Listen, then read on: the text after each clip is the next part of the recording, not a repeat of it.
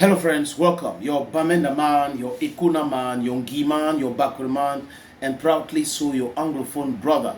And proud to see I'm Anglophone, very proudly so. I greet you all and I hail those who are subscribers on this platform. You know, friends, I don't care about what people say about me, especially when I know what I'm doing is correct. I have a thick skin. Right? Je suis l'homme le plus noir de la terre. Mais un cœur qui est rose, plein d'amour, en vrai. Pas des déclarations fantaisistes, alors qu'en réalité, c'est le cœur plein d'une jappe. Les amis, l'incohérence de certains anciens journalistes qui se sont transformés aujourd'hui en blogueurs, l'incohérence de certains blogueurs plaisantins, de certains vlogueurs, youtubeurs, influenceurs, incroyable. We can see it.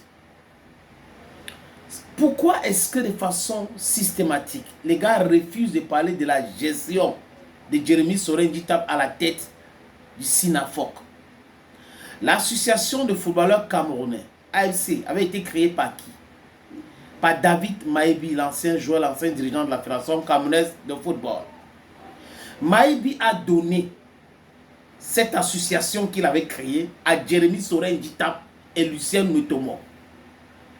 Il les a donné ça. Quelques mois après, il est parti.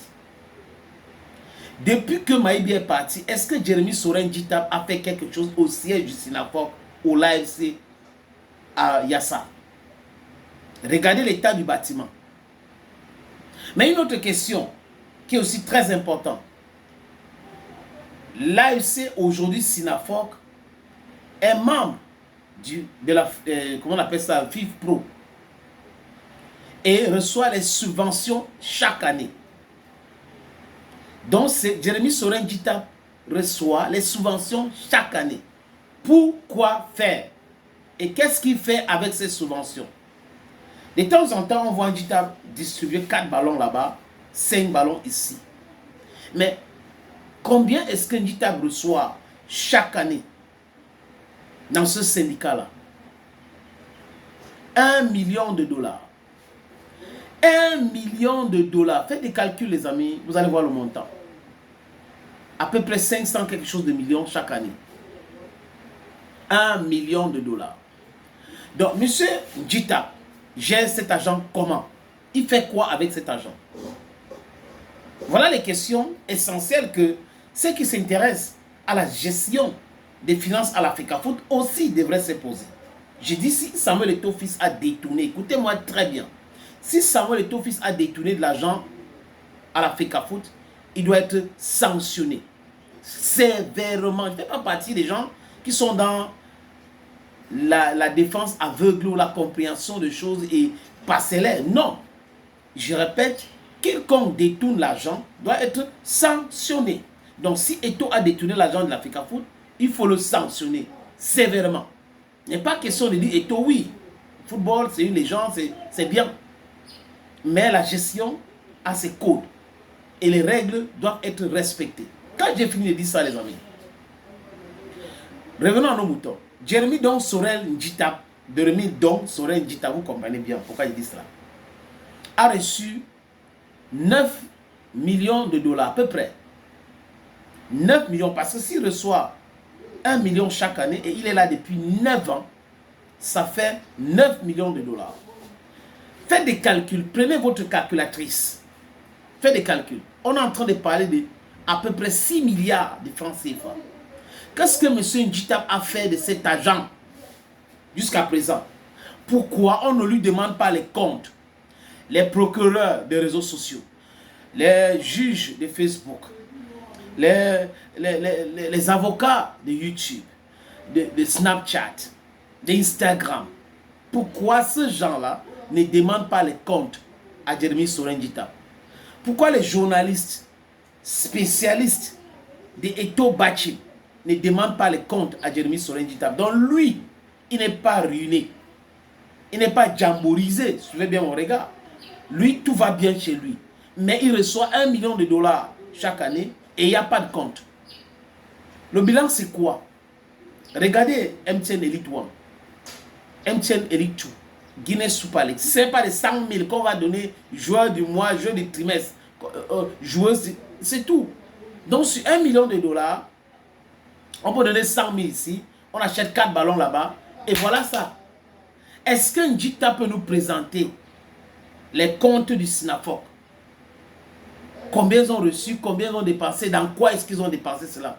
Mais ils ne vont pas parler de ça, les amis. J'ai dit ça parce que je sais que personne d'eux ne va parler de ça. Je suis peut-être seul ou peut-être on va trouver 2 ou 3 personnes qui vont poser cette question. Mais ce sont des questions aussi très importantes. Vous ne pouvez pas être d'une incohérence maladive comme ça. Parce que la cohérence voudrait quoi?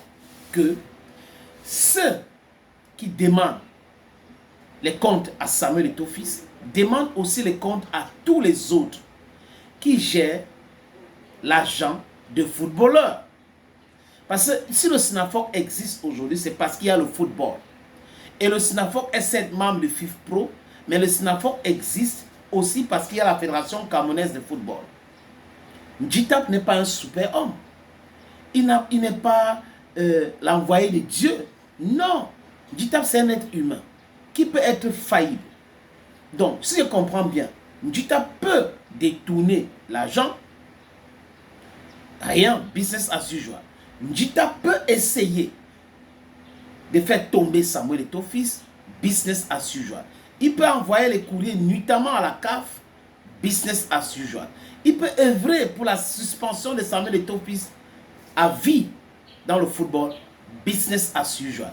Il peut entrer dans les vestiaires, gronder, crier et parler de la normalisation, business as usual. Mais attends, je ne sais pas. La drogue que certaines personnes prennent là, il faut souvent contrôler la dose. Le dosage est très important. Parce que si on vous demande de prendre une cuillère, je ne sais pas si c'est comme ça qu'on appelle, mais dans les top French, et vous prenez 2 ou 3, ça peut vous rendre zinzin.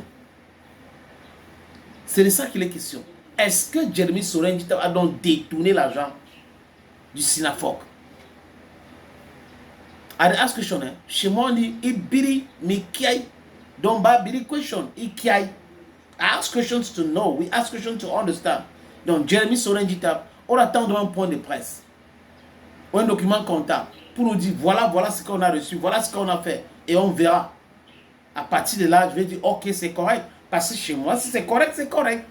Il n'y a rien contre les gens, mais j'ai tout contre ceux qui pensent détenir la vérité alors qu'ils sont dans la manipulation. Thank you friends who is watching videos on this platform. Thank you again. Bye bye for now.